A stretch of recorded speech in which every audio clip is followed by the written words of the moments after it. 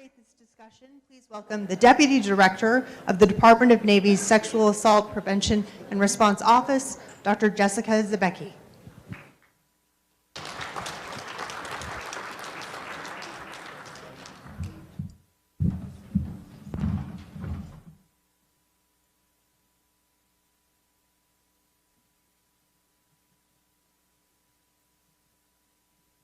I'd like to welcome my fellow panelists to the stage. If they'd come on up.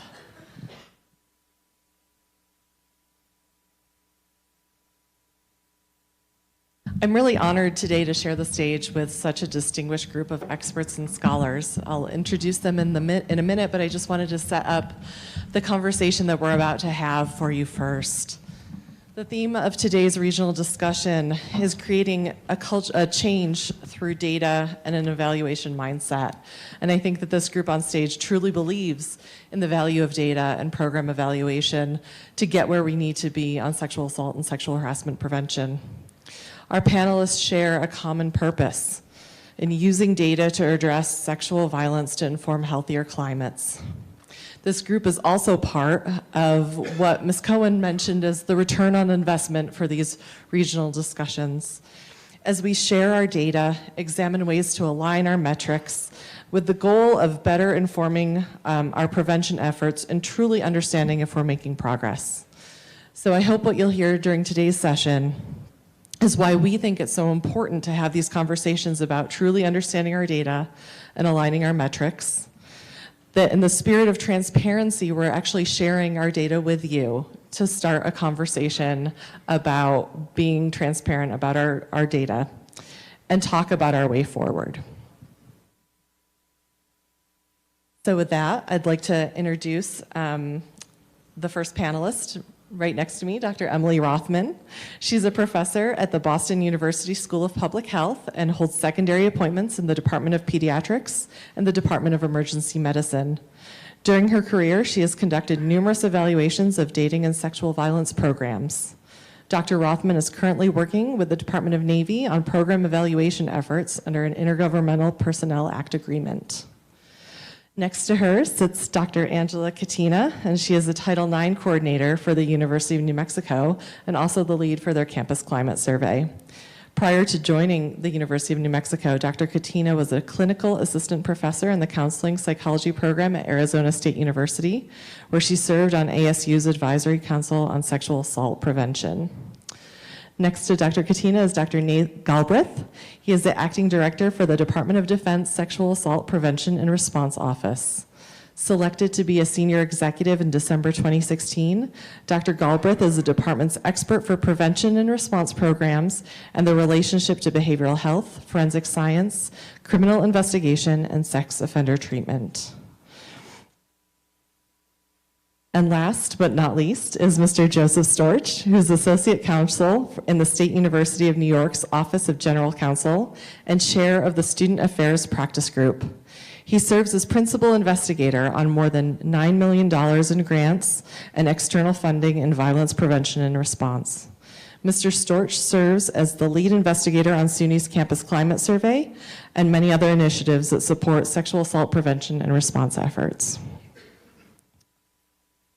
So with that, we'll go ahead and get started. Dr. Galbreath, the Department of Defense has collected data on sexual assault since 2006.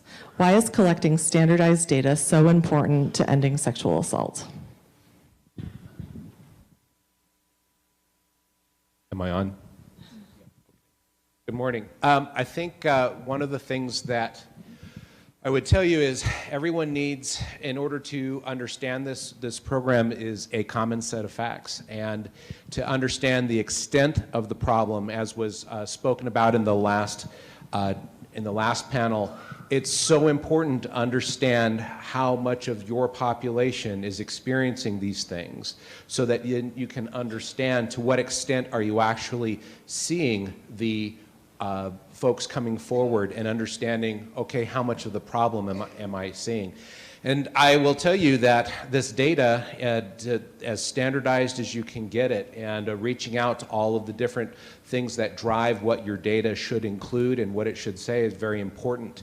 And I think that it definitely shakes, it causes senior leaders in governmental organizations, boards of trustees to shake in their boots when they begin to see some of this information. The experience that I had was that when I arrived at the Sexual Assault Prevention and Response Office in 2007, just about a year and a half after it opened up, I noticed that we were counting the number of reports that came in the door, but as a clinical psychologist, I wanted to know, well, where's the rest of the story? There's so much more here that we can tell. And when I was able to find out that, that the numbers were the 2,000 or so reports that we collected in about 2006, 2007, 2008, the denominator was actually closer to 34,000.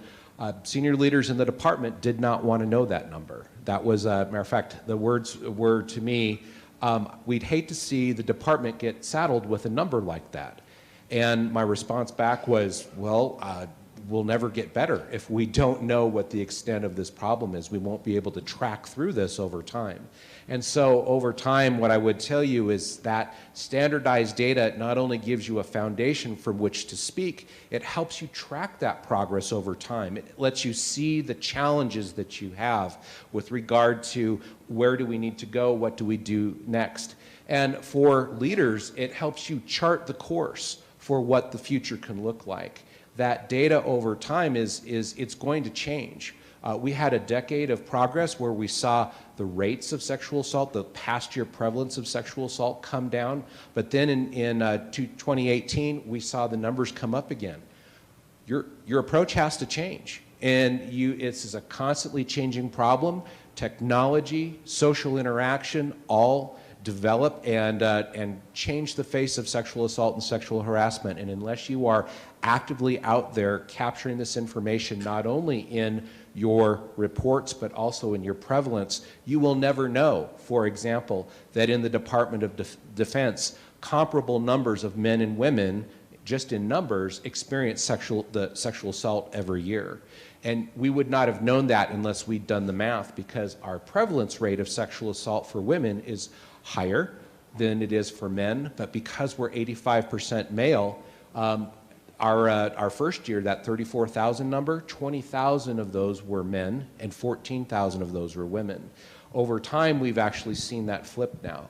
We actually have more women victims coming forward because our rates for men have come way down and stayed down. But that being said, those are all of the things that data that collecting from the very beginning can do for you, is help you see. Great. Mr. Storch, is there any benefit to aligning our metrics? What do we stand to gain from working together across civilian universities and the military? So, thank you. And I think before I answer that question, I just want to say from a personal standpoint what a privilege it is to be here. Secretary Moodley and Melissa Cohen and Jess, and what you all have done going across the country is just incredible. And President Stokes and Francie and Angela and Heather and everyone who's been so welcoming. The fact that you have just about as many people in Albuquerque, New Mexico, as we had in Midtown Manhattan is a real testament to this great institution and to your colleagues and the colleges who are here. We must have 12 million people within an hour's drive, at least a midnight hour's drive of Midtown Manhattan. And maybe you don't have as much population close, but yet the room is full. And I'm just so honored and privileged and proud to be here with you.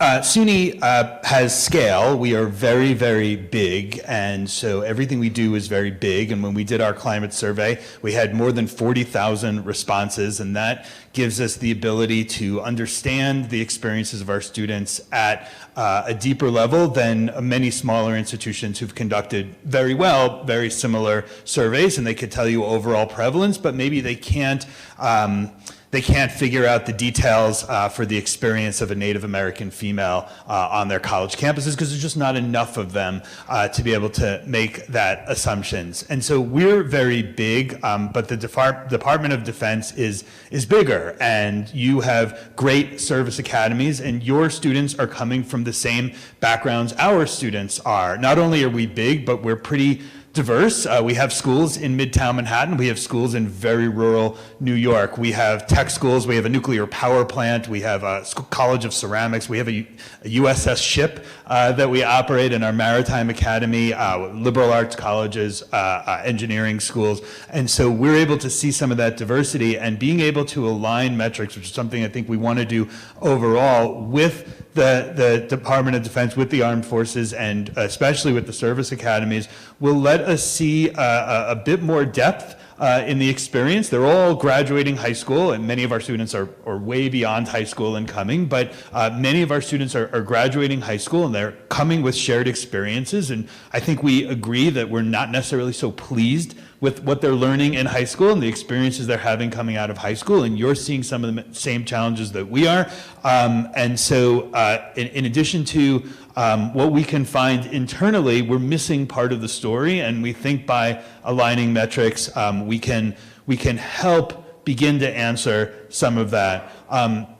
I will say for us, SUNY and from our chancellor and our provost, we're committed to fairly radical transparency in this. We are going to make a dashboard public. We are still working on weighting data and finishing that up. And we make our climate survey public. So institutions that don't have the depth of resources and the great researchers that we have, they can, if they want to, they can access our climate survey. We're not selling it. We just give it away on our website, and they can compare their own data to what we will over time publish, and that will give a very small institution quite a bit more power and understanding in comparing that, and that's something we're proud to do. So as these big institutions come together, I think it can not only help those big institutions, but help smaller and less resourced institutions as well.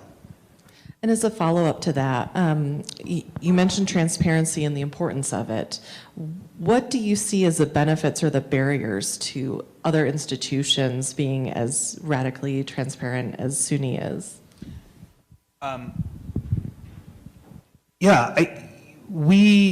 We have leadership who recognize, as you heard in the last panel, and as you heard from President Hillman, that numbers going up, numbers of reports going up. We want prevalence numbers to go down. We want reports to go up. God willing, sometime in my life they'll come close to meeting, and we'll feel much better about where that is. But the report numbers going up, my leadership understands that that's not a bad sign, and we have to spend a lot of time educating the media. And certainly in New York, we have a particularly aggressive media, I guess I would say, particularly they're an interesting bunch, and they don't always take the time to be educated. That is certainly a barrier for many institutions. What you raised is a universal temptation for large institutions. It's a universal temptation for big corporations. It's a universal temptation to just say, if I close my eyes, you can't see me, and we'll move on, and we'll put out a great press release and about something else, and we'll move on. Don't look at the man behind the curtain. That's a universal temptation, and I think it takes big organizations like the Department of the Navy, like the State University of New York, to go out and maybe do a little blocking for some of the runners from the smaller organizations who don't have the bandwidth to educate, and maybe big organizations have to take some hits, as certainly many large institutions, both in the military and in the academy have, and hopefully that lowers the barriers. But it is, no president wants to be known as the president of the school. You know, we have schools that we can think of scandals in the last 5 years that our grandchildren will know those schools by those scandals. The same way we think of Kent State and we think of the shooting that occurred before I was born, my children will think of Kent State and the shooting. We will think of many institutions that are in the modern day that will be, and no president wants to be that. So that is certainly a temptation, and I think maybe it takes some large organizations to go out and be some blocking tackles and take some of those hits and educate the media and the public about why transparency. And the numbers are, I mean, this is what I say to my group, and I have a great group who's much smarter than me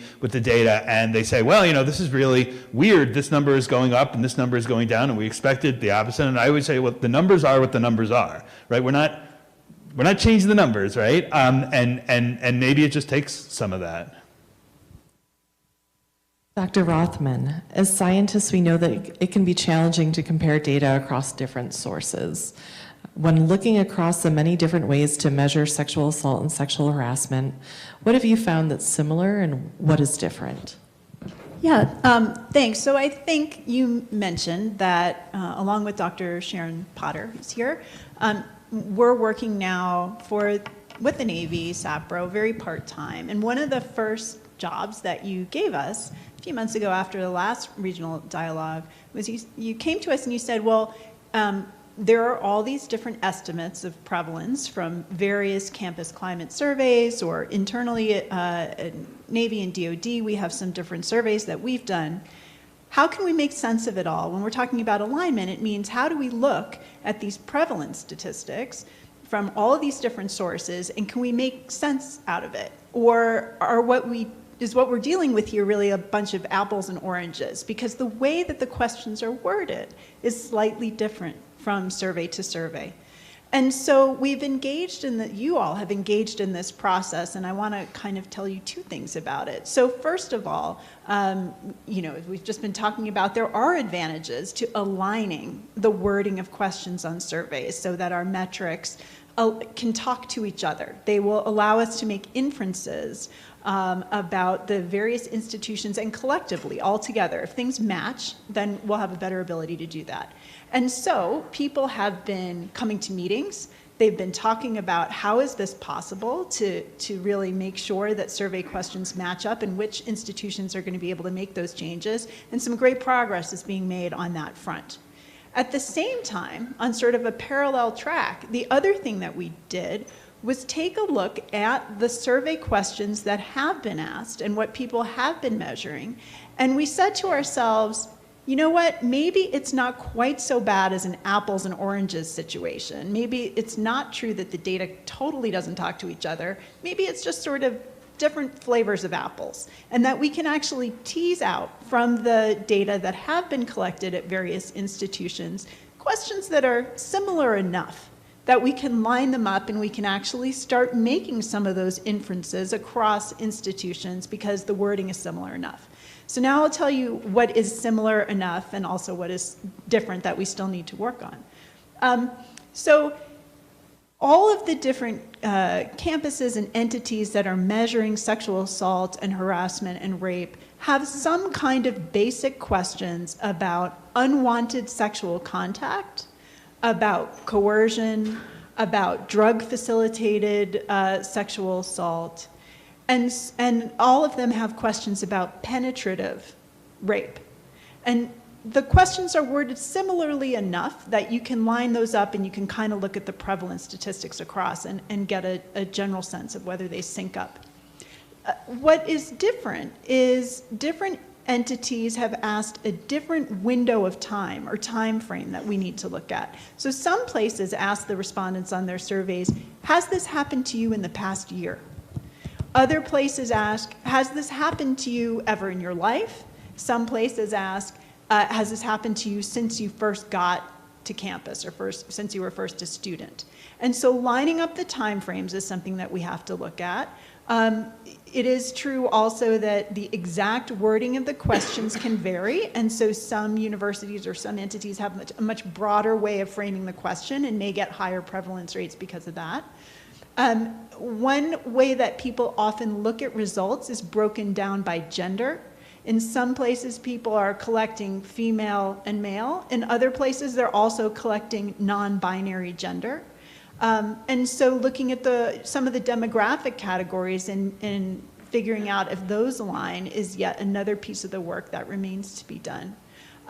All in all, I think there's a lot to celebrate about the fact that we are able to make progress on these two fronts simultaneously, which is looking at how we align and also using what we already have. Dr. Catena, we've talked a little bit here about collaboration and working together to align our metrics.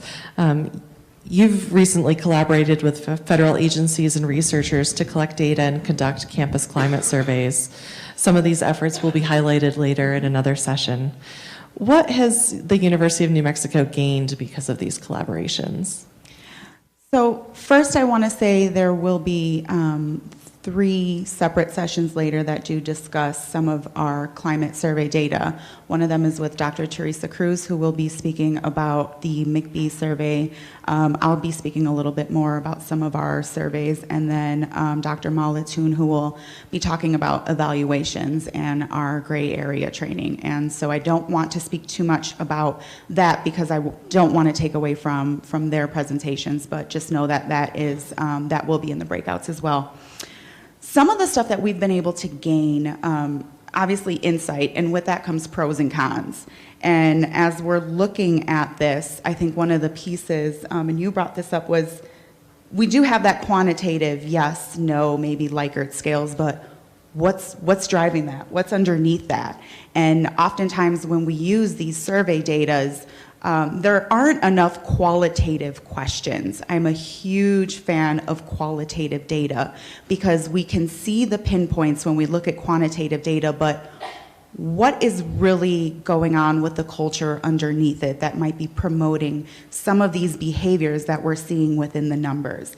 And so I think using more qualitative data to really get the perspectives from those who are responding to the survey is really important. I think with that too, some of the other things that we've been able to gain from looking at this are the experiences of the different types of students that we have.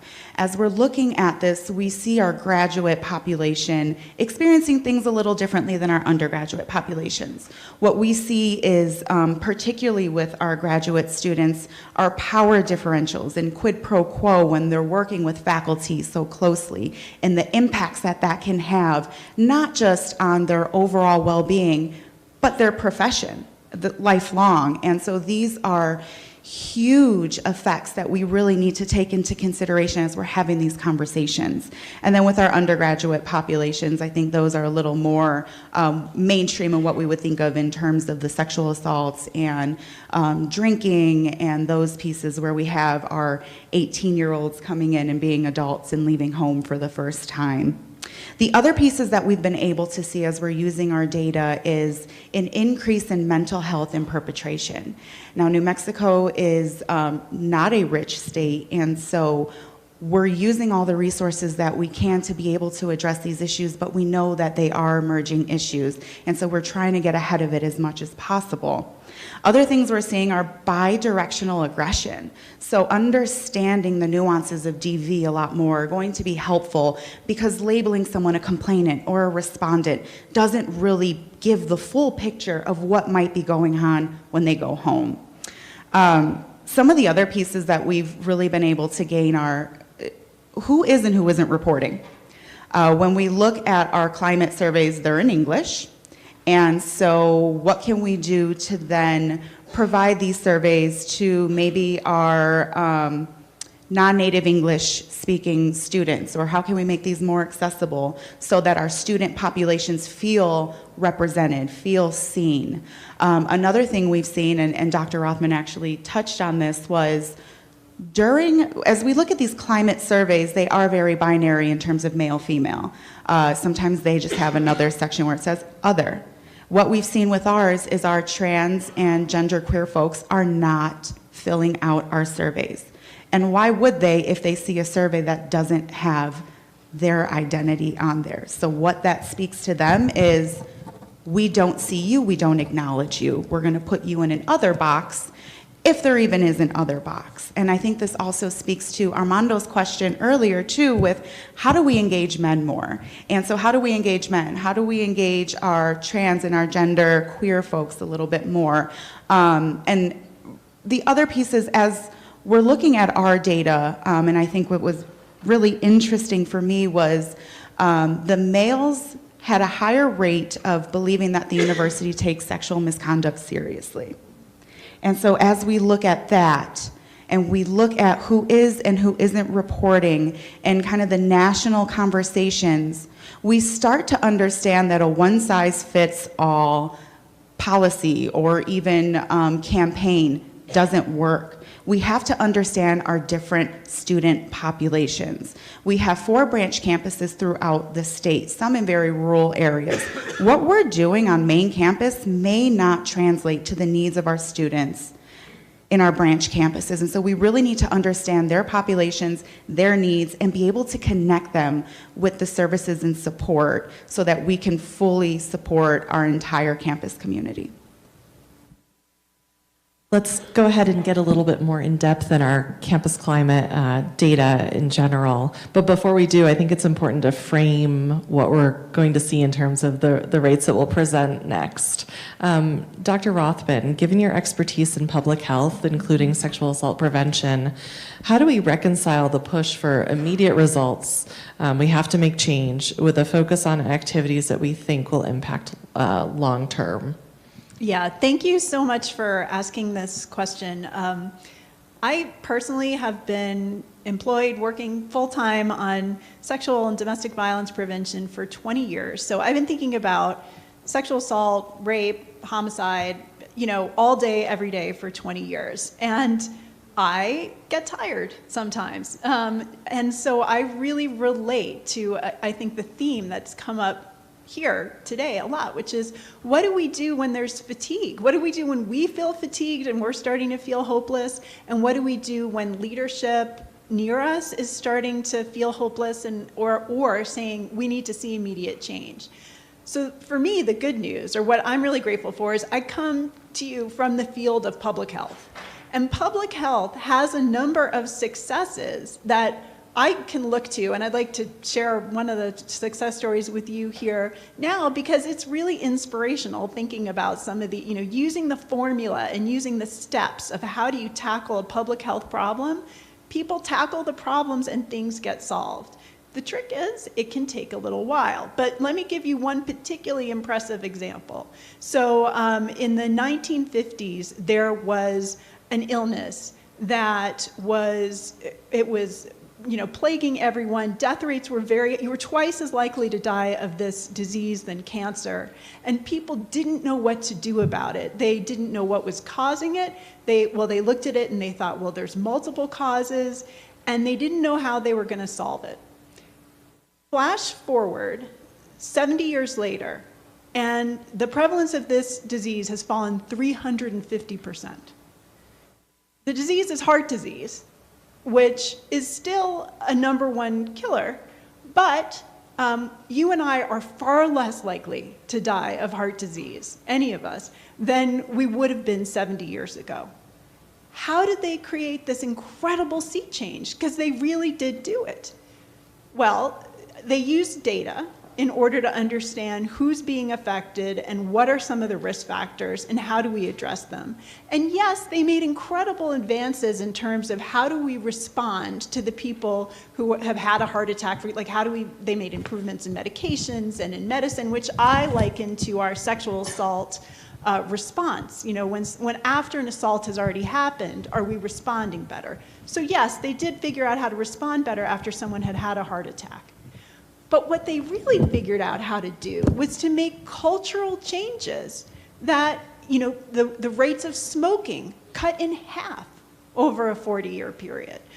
Rates of high cholesterol dropped precipitously over about a 40-year period, because somehow people managed to change the entire culture and affect how we eat and how we exercise and how we approach this issue overall.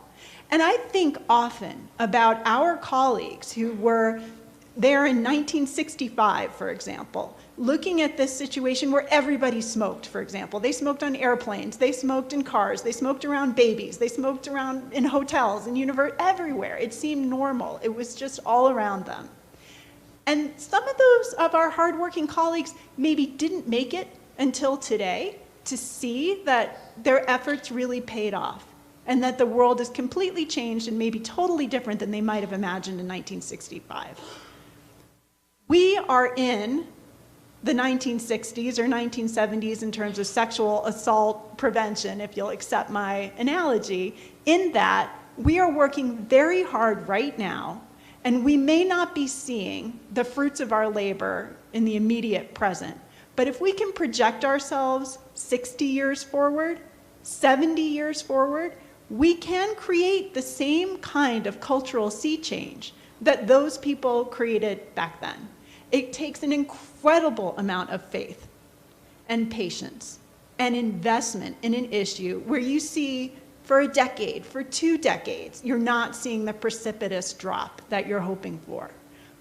But it isn't just heart disease. We know where I come from in public health. We did this with motor vehicle crashes.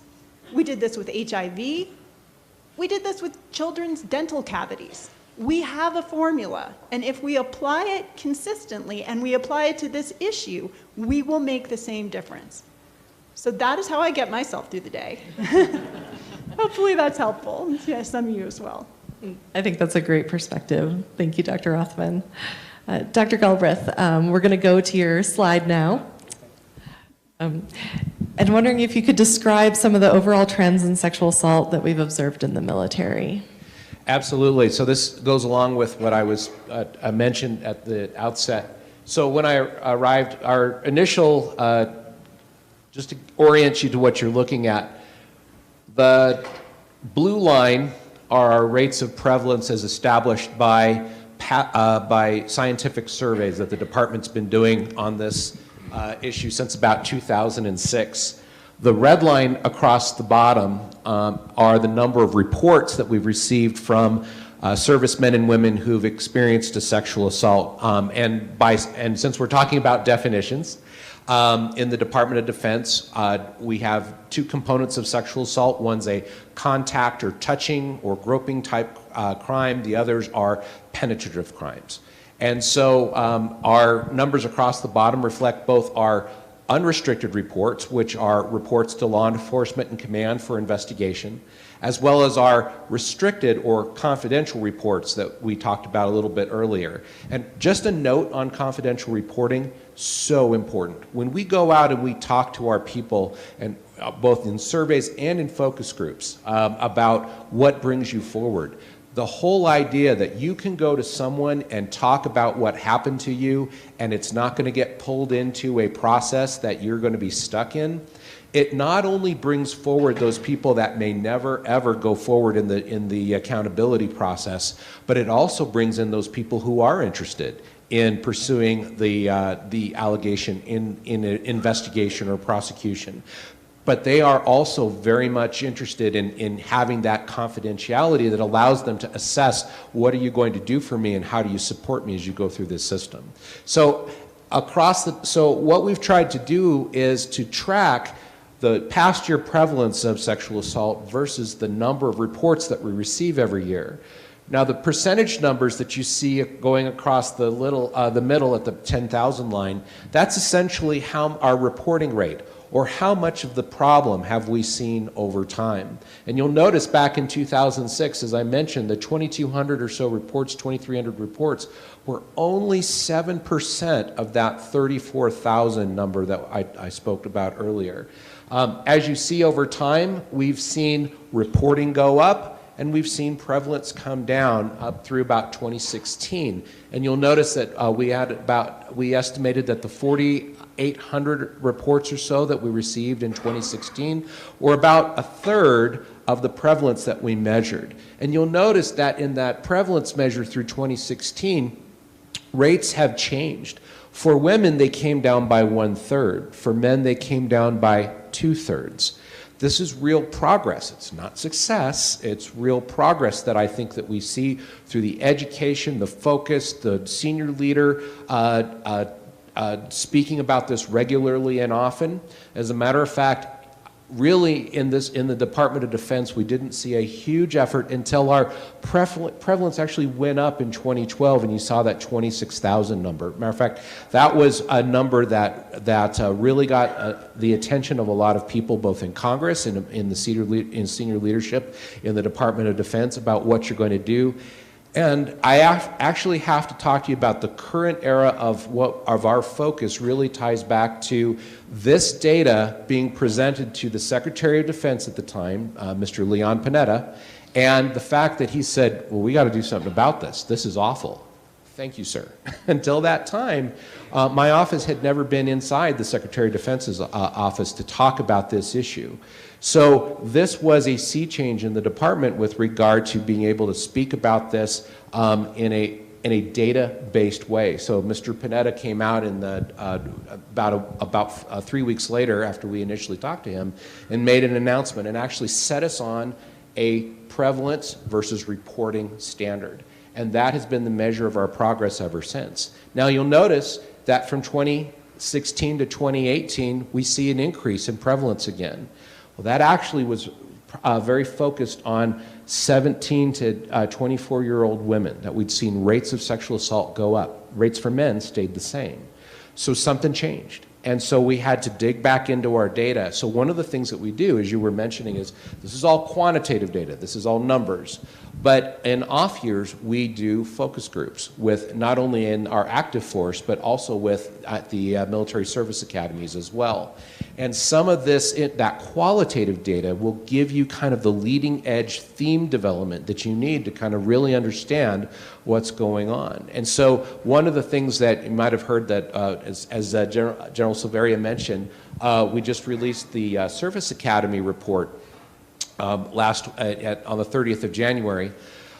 And one of the things that we developed out of the focus groups with the cadets and mids is that the senior leaders at the academy, the message hadn't changed over time, that they were continuing to really kind of identify the fact that sexual assault, sexual harassment had no place at the academies, that this was something that they were focused on, that they were going to be continuing to lead on. The challenge that we saw coming out of our focus group participants, though, is that the cadets and midshipmen told us, yeah, they're talking about it, but you know what? Our peer leaders, those kind of juniors and seniors that we're supposed to be looking up to, that are supposed to be leading in this area, they're not. As a matter of fact, some of them are silent in this area. They don't speak to this. They don't lead where they're supposed to. And so if we're downtown and we see somebody at a party, we see our peer leaders that are our cadets and midshipmen out there partying on and not really kind of acting as leaders that we would expect them to.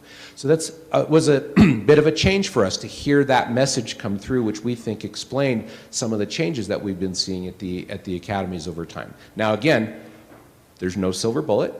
There's no one thing that you can do to change any of this. This reflects an entire system over time. But I will tell you, though, is that this data across the bottom reflects a change in response, and as far as the numbers of reports that come through. To be honest, about 90% of what we've done in the 14 years of the existence of the Sexual Assault Prevention Response Program is response. We have made sure that there are people that you can talk to, a sexual assault response coordinator at every installation, that SARC has a number of victim advocates that work for him or her that then meet with victims and help them through and understand what their reporting and service options are. We've added attorneys that represent victims. We've changed how investigators first meet a victim of sexual assault. We've changed how attorneys approach it and prosecute it as well. All of these things take time because just to bring those numbers up, we're seeing 1/3 of reports versus 7% of reports now. That's the payoff of a decade of investment of time. Now what we're looking at is our prevalence numbers are really, we sit around and we hope that things improve because our prevention efforts are not as robust, that we have and that's why you see this up and down over time as to we don't have a really good system to field our prevention efforts and sustain them because we've been so focused on response. And so now that's what the departments really began to change. And so in 2019, we've fielded a prevention system that all of the services have come on board with, that we're all working closely to. And our own self-assessments tell us that from the DoD throughout the services and at the academies, we all have a long ways to go with prevention. But with that investment in those things that actually bring your prevalence numbers down, that will become more predictable over time. And I think that's what we'll see the next progress piece in. Thank you for those insights on the data. Mr. Storch, we're going to go to your slide next. And can you talk a little bit about what SUNY has learned from your campus climate survey? Sure. So we did a very, very large survey. We're going to be doing it every other year. If you go to suny.edu/climate survey, pretty simple URL, you could see the survey, and eventually you'll be able to see our data. Right now you can see all our IRB documents. Any institution that wants to take anything from there and use it, no problem. And we see about 1 in 3 of our students reporting sexual harassment. We see somewhat lower but quite alarming numbers of domestic violence and dating violence, of rape and sexual assault and stalking. We also have, and we're not ready to make it public yet, but a fairly sophisticated breakdown because these numbers are interesting, but actually sexual and interpersonal violence affect different groups very differently. Some of our students who are walking around, prevalence is just much higher in their identities than it is with other groups. And so the media has covered it. They say 1 in 5 women and 1 in 7 men, and there's your answer, and now off to sports. And that's just not an accurate representation of the experiences of our students on our colleges. Sexual and interpersonal violence is not evenly distributed, and by the way, it is distributed worse against those who come in with, many of whom already face significant barriers and challenges to getting to the institution in the first place and to staying there once they get there. So we saw that our numbers are fairly consistent with what other institutions have seen. We do ask about experiences in the prior year, so it is not lifetime experience. We thought that that would give us a bit more mud in the data than we wanted. We asked about the past year. We are able, through a very sophisticated process, to preload some data while also releasing it as soon as the student hits submit, so we can actually figure out what response came from whom. But it's a very sophisticated system, but we're able to understand the identities of the students who take it, and then there are a couple we ask them to self-identify. Interestingly, trans and gender non-binary students are overrepresented in our survey compared to their population as a whole. And we include specific opportunities to identify yourself in a number of ways there. So that is sort of our overall prevalence. I think when we switch to the next slide,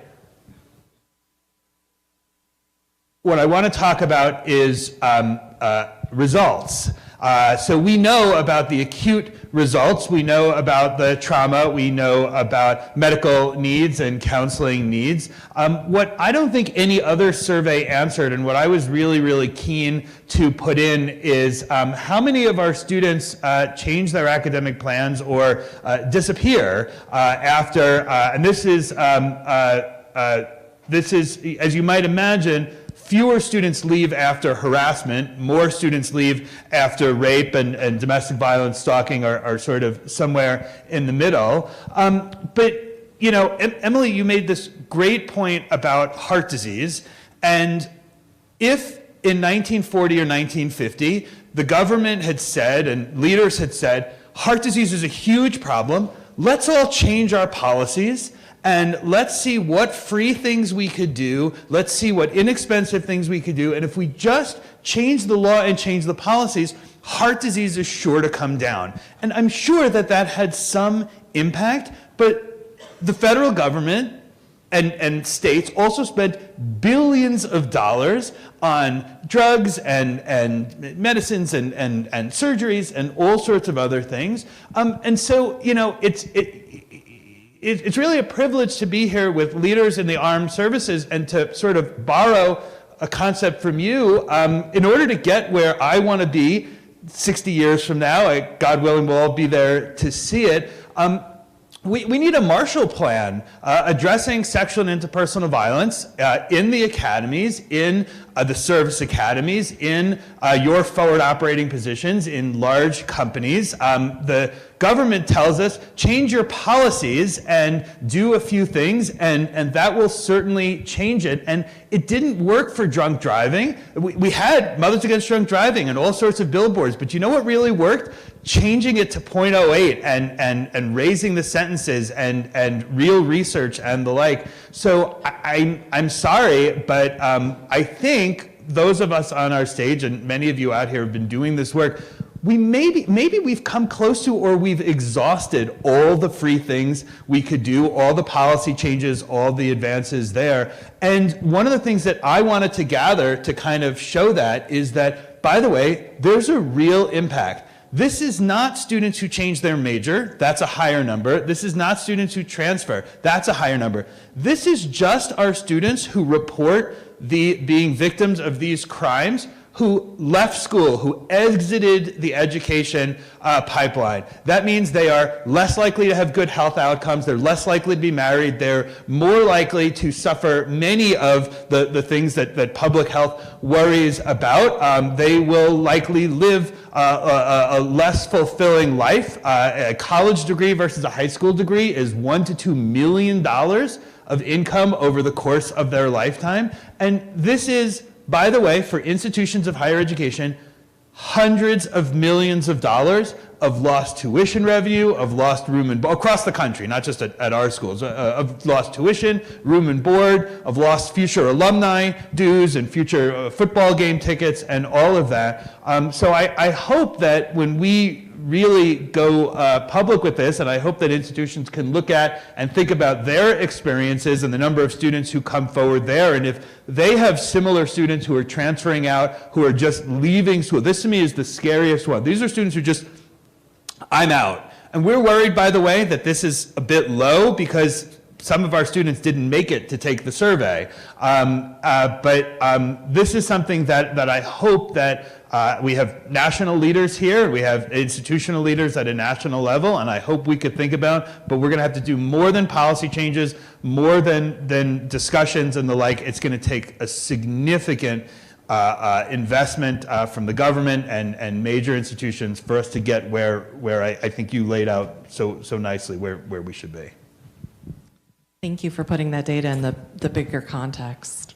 Dr. Catena, we'll go to the next slide, and if you could share a little bit about some of the experiences and behaviors that you've been assessing in your campus climate surveys and how that data has affected your programming. Sure. So before I get to the graph that's up there, the surveys that we use, so when we talk about domestic violence, intimate partner violence, sexual assault, those are huge umbrella terms. And what we see oftentimes is students are challenged with identifying, I was a victim or a survivor of assault. And as we're using these climate surveys, they are focusing more on behaviors rather than these kind of categories. And so when we're looking at these behaviors, we see an increase in prevalence rates because they're finally able to identify what some of these unhealthy behaviors are that historically we might have been socialized to believe are okay or are a rite of passage for colleges or military academies and et cetera.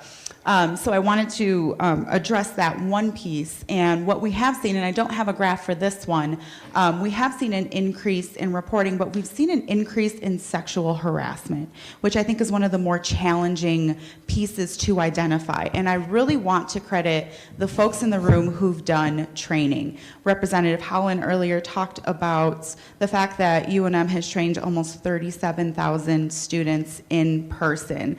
And so being able to really identify what those behaviors are empowers our students to then say, that wasn't okay. I want to either talk to someone confidentially, and huge shout out to our confidential advocates. We couldn't do this work without you all, but now we're starting to see the trends a little more accurately in terms of the climate for our university. With that, the training that they give at the beginning of the year for new student orientation also talks about our policies. And so when we look up here, we see the rates of students who know that UNM has a local sexual misconduct policy. In 2016, the total was at just under 65%. 2019, it was at 90%, which is great. But then I think that also goes to Mr. Kroger's point was, okay, now what? They know there's a policy there. Do they know what's in the policy? Can they understand the policy? If not, do they know where to go to be able to access some resources and support, or someone who might be able to translate that policy for them? This is a step in the right direction. It's progress, it's not a change yet. And so we were really glad to at least see that a majority of our students are aware of the fact that there is a policy, which I think also speaks to students understanding that the university does take this very seriously. This is on the forefront of many of our minds, and we don't want students to think that we don't think about this and think about their overall well-being. And then if we can go to the next slide, please. This is also something that Lieutenant General Silveria had pointed out earlier in terms of students coming in and not being a clean slate. They come in with their own values, their own morals, their own habits. And one of the campus climate surveys that we used asks about the last 12 months, but I actually do like the lifetime prevalence, because one of the things we see is they're not coming in as clean slates. Past victimization is huge for those who have responded.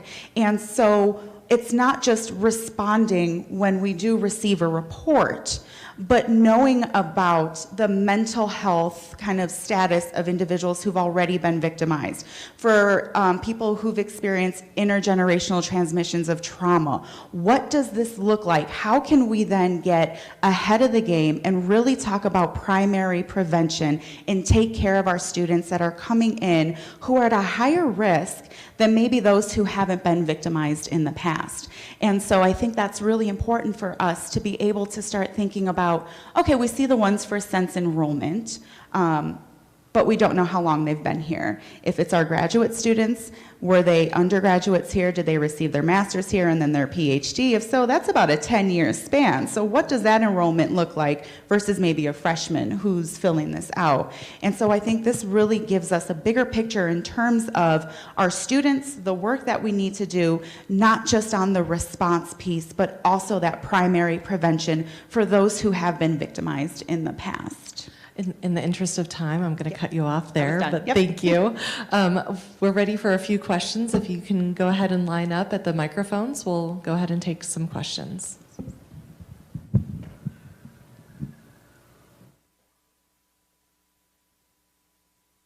My name is Armando Estrada. I'm from Temple University. I've been doing a little bit of work in this area for quite some time, probably better part of 20 years.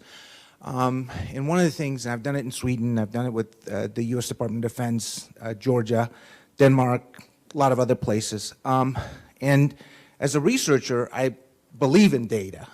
I think it's great, but sometimes data isn't enough, right? I mean, all these numbers are not new, okay? We've known that this is a problem for a very long time. Now, the interesting question that I have for you is, how do we leverage data to inform, influence, and impact discussions that we're having, right? So sexual harassment has come and gone from the defense sort of conscious. It only has become a major national level discussion. At the same time, sexual assault has done similar sorts of things. So how do we leverage data to inform, influence, and impact, discussing both problems together, right? Because, you know, as Dr. Hillman pointed out with that figure from the report, much of what the discussion kind of goes back and forth is those peaks. So, to you. I think the combination is that, at least in military environments, it wasn't until we started looking at sexual assault rates and the people that also experienced sexual harassment that we realized that sexual harassment was a demonstrable risk factor for sexual assault, and that whole climate piece. So again, you're right. I think one of the things that we've all known that sexual assault is there, but I think for a lot of people, my mom included, I would just tell you that she's like, when I started to work in this area, she said, "Honey, is that really a problem in the military?" "Oh, yes, Mom. Yes, it is.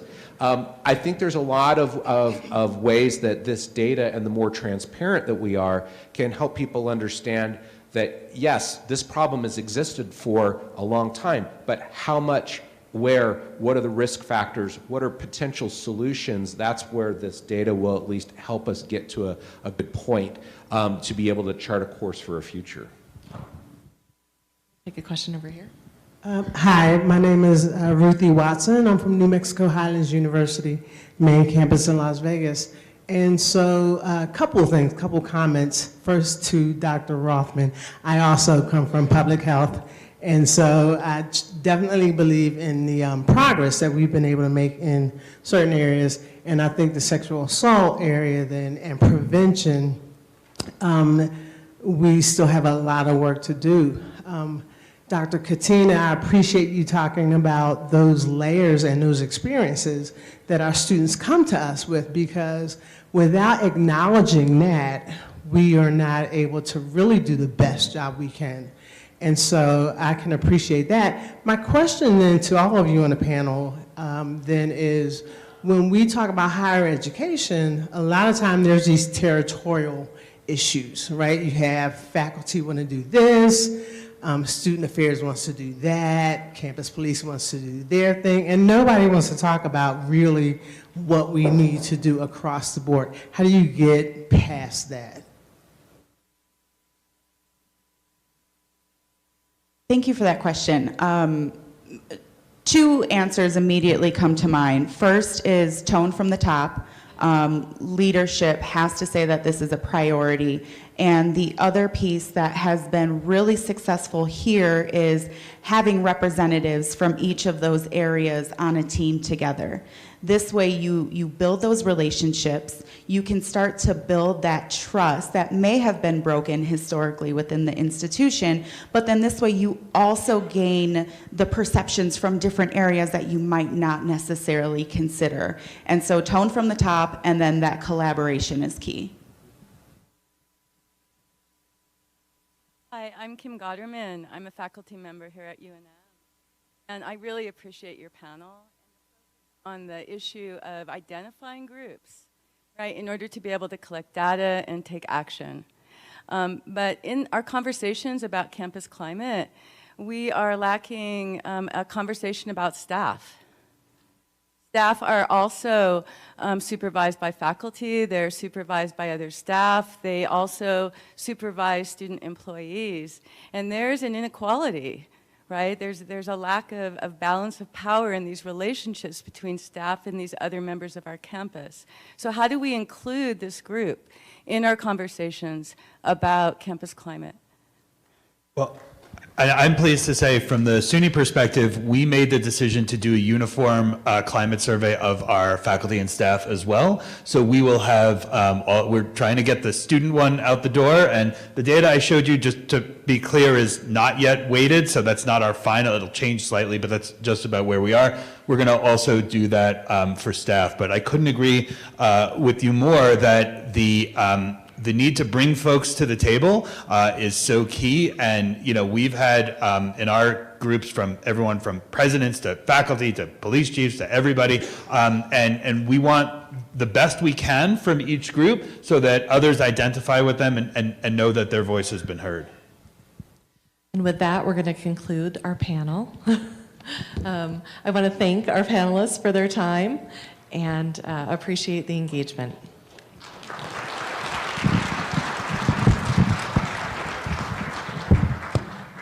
Thank you, another amazing panel. At this time, we have a brief video from Senator Joni Ernst of Iowa.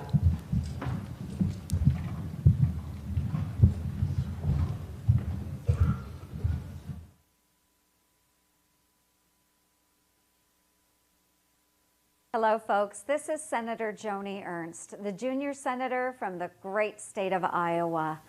Well, I'm sorry I can't be with you all in person today. I'm glad to be able to say a few words during this important event. As a survivor of sexual assault and someone who has made combating this issue one of my top priorities as a United States Senator, I am so grateful to all of you for participating in this conference. Sexual assault and harassment has plagued our society and impacted the lives of so many people across our nation, particularly those at our colleges, universities, and service academies. During my time at Iowa State University, I served as a volunteer counselor at a crisis center that provided shelter and support to survivors of abuse and sexual assault. I heard so many gut-wrenching stories of women and men fleeing abusers, suffering not just physically, but emotionally and spiritually as well. Unfortunately, many years later, these same stories continue to infect our college campuses.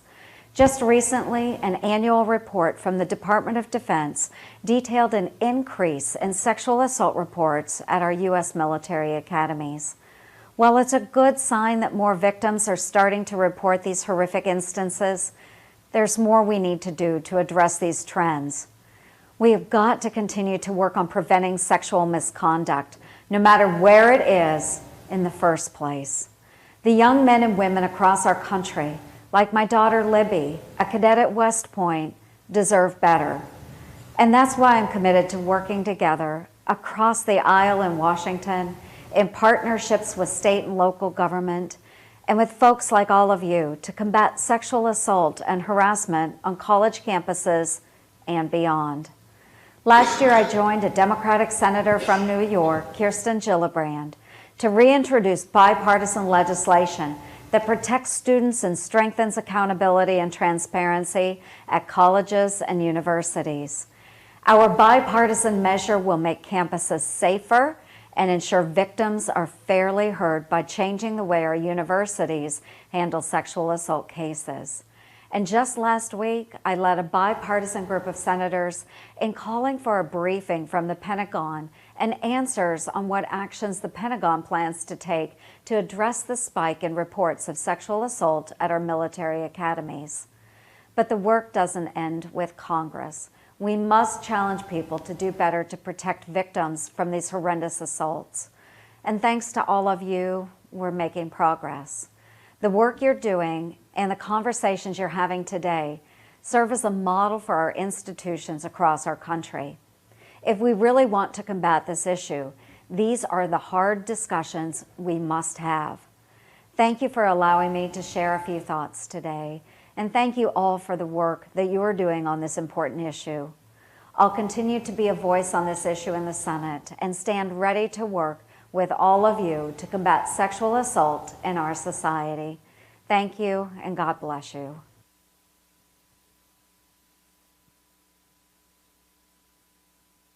This concludes the morning general session, but before we adjourn, I'd like to especially recognize for the people who've been joining us through live stream. Thank you for the important conversation that we've been having. On behalf of our hosts, President Stokes, the University of New Mexico, the Secretary, and the Department of the Navy, we all appreciate your effort and your commitment. We ask that you continue to have this conversation. Those of us in the room will be doing that for the rest of the day. But throughout that and beyond that, and we look forward to seeing you at the national discussion, which will be held at West Point the first weekend of April. So thank you very much.